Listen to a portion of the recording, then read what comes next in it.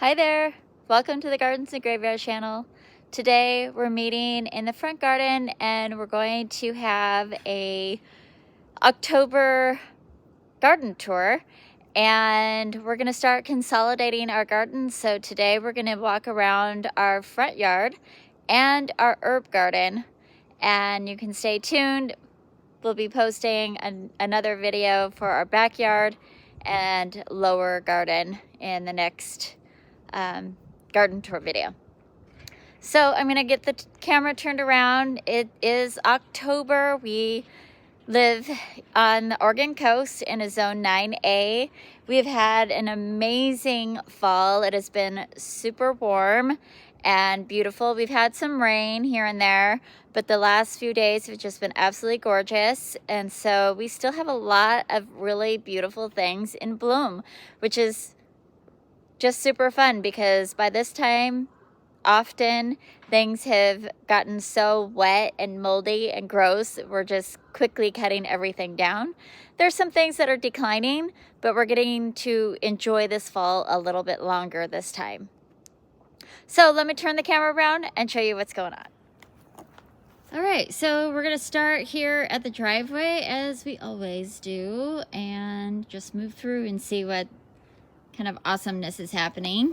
This is the Amsonia, which we just planted this year, and it's starting to get its fall color. It's supposed to get like this super vibrant yellow, and it's definitely turning yellow.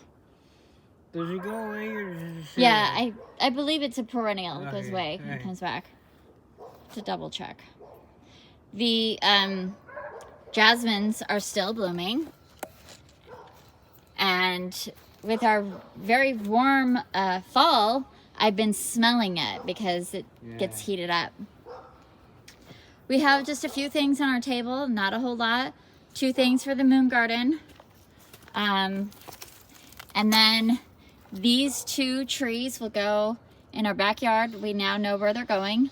I'm looking for a pot for this, so I know where that's going.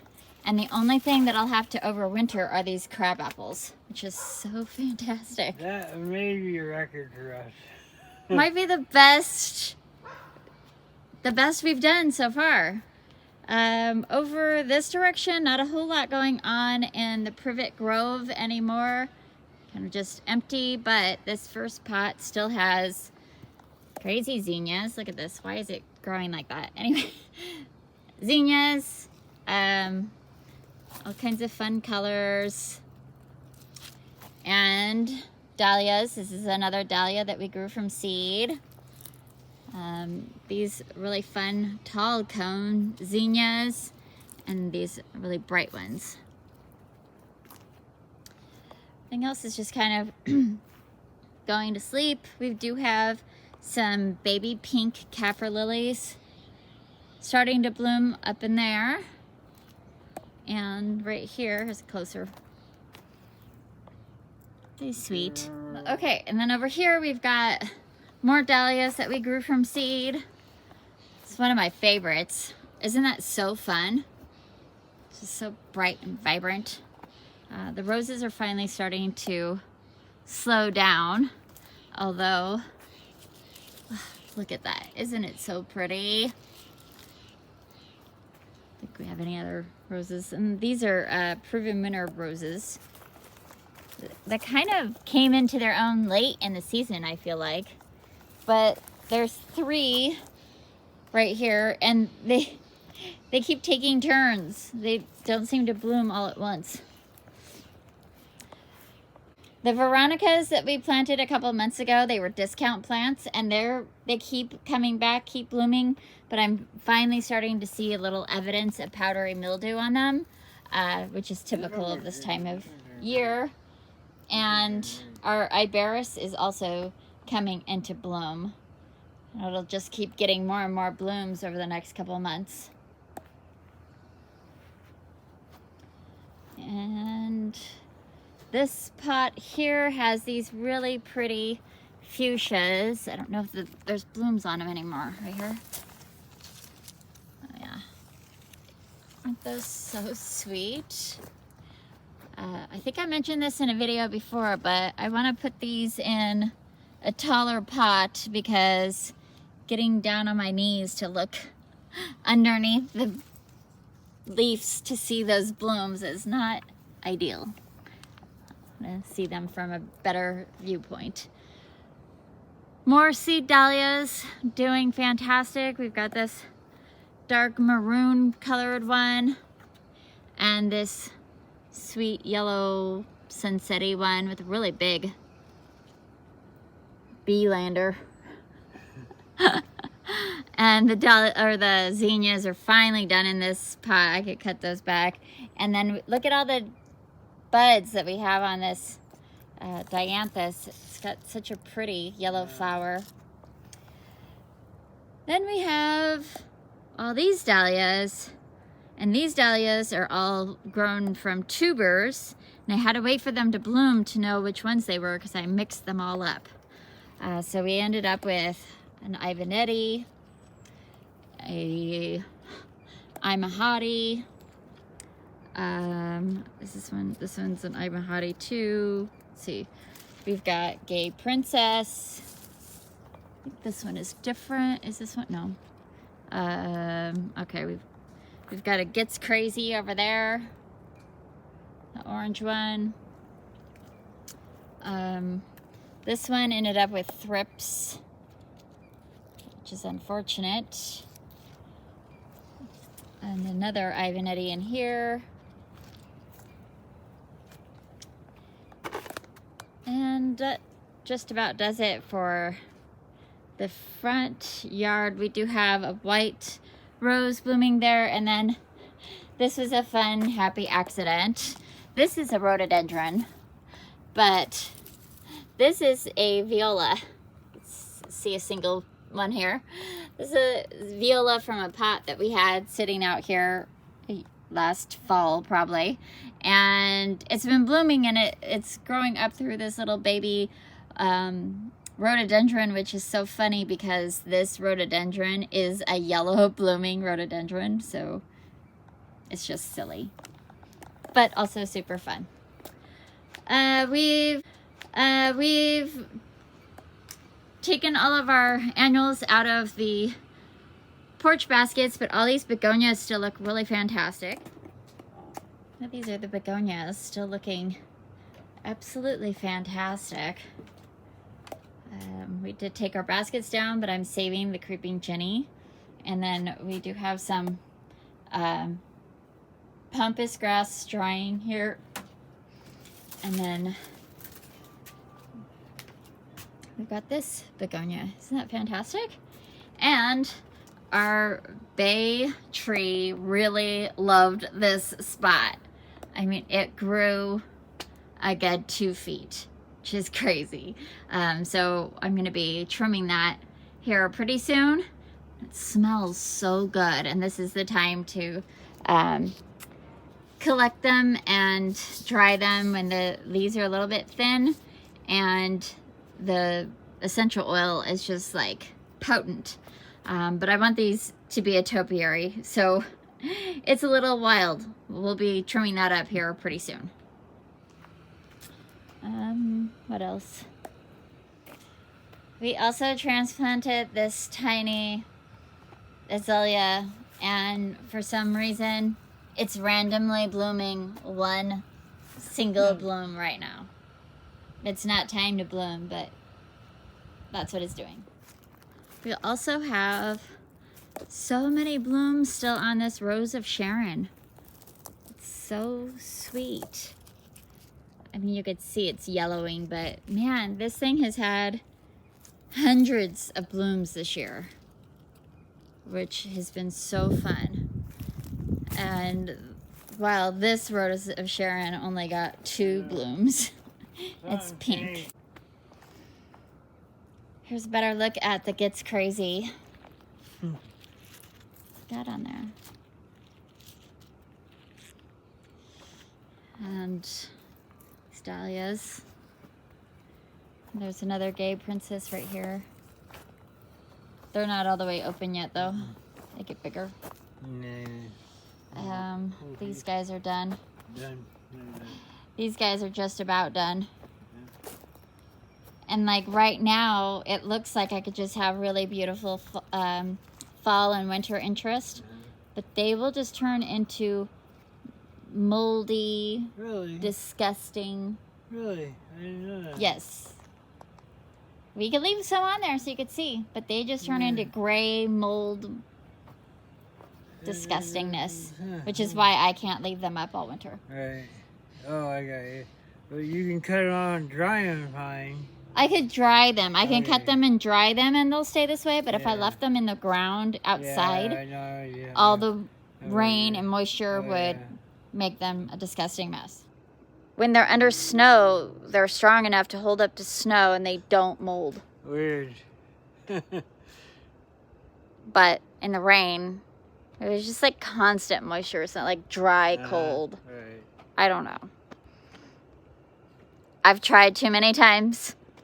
And they're disgusting to handle when they're that mushy and gross. So I just cut them back in the fall.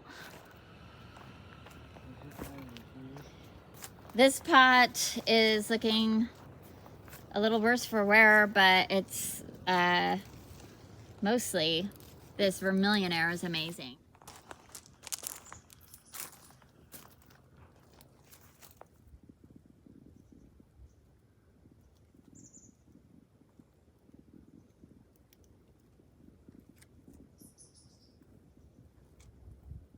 We have lots of snapdragons still blooming over in this area. We planted something like 250 snapdragons this spring and they've been going for it and they're just going for it. It's so fun to have this much color this late in the season. And we're still waiting on our pineapple sage to bloom. But it will bloom. It tends to bloom closer to the end of November. Real quick, we'll walk up here. Let's see. Let's take a look at these, the sumacs, which have an amazing fall color. It's like the main reason we have these trees. Stunning fall color, and they're starting to get their seed heads as well.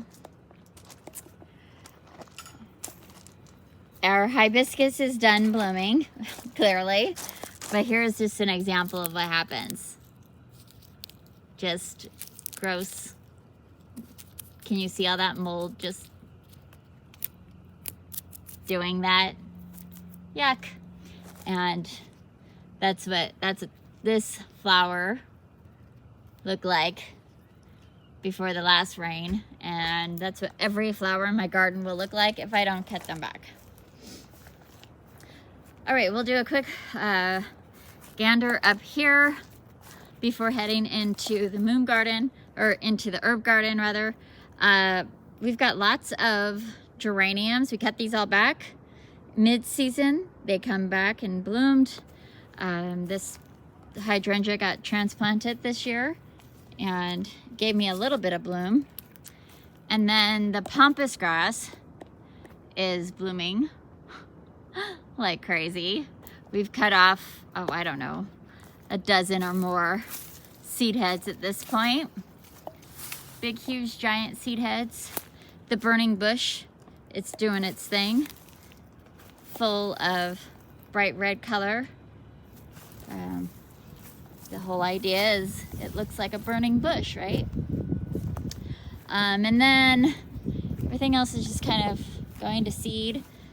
But we left these annuals and they still have so much blooms on them. Isn't that amazing? Those are mostly what I'm seeing there are the Supertunia bubblegum and a few of the Supertunia jazzberry, but there is a little bit of this Supertunia, what is that, silver vein or something like that. So that's fun.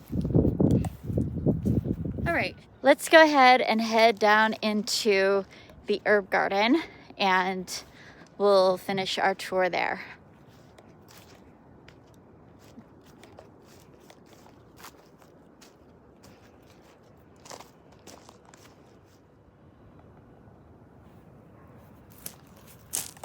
How are their daisies? How are their daisies blooming right now? I mean, worse for wear, but what in the world? There's a couple right there as well. Oh my goodness. Okay. Into the herb garden we go. We have primroses over here. This is the season of the primrose. We will have primroses blooming all winter long, and I just love adding to the collection. These are just like everyday grocery store primroses, but they're super fun to have a big abundance of color when nothing else is colorful in the garden, which isn't the case today, but through the winter it is. More geraniums in bloom. The St. John's wort has its ton of berries on it now, and it's got its fall color, bright yellow. Gorgeous Artemisia still. We've got lots of calendula still blooming. I forgot to point out when we were on the top tier, the blueberries that have this fantastic fall foliage. Hard to see with the sumac in the back. Let's see if we can get a better view of this one.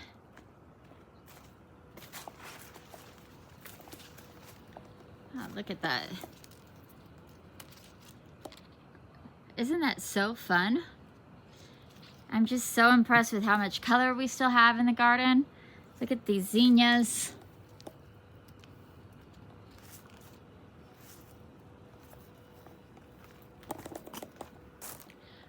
Okay. Oh, look at that. We still even have just a couple of clematis. Look at those. Oh my goodness. Looks like it's broken right there though, unfortunately. Probably just got too heavy because I didn't have it tied up there. So, herb garden. Well, we planted leeks in there and they got eaten by slugs, so that's fun. We've got this mullein going to seed, and of course all of our mints and more zinnias. Look at this thing. Oh, it's so pretty. These calendula are still going strong. We've got a little bit of black-eyed Susan there. And the verbena is going to seed. And I just let it go to seed and spread around the garden. I do try to encourage it to go that direction. Just because I don't want them in my walkway. But they're not guaranteed, because you see what happens. The seeds turn to the mold. And this happens before the seeds ripen, so I can't even collect them. It's like they go from this to this before I can harvest any of them.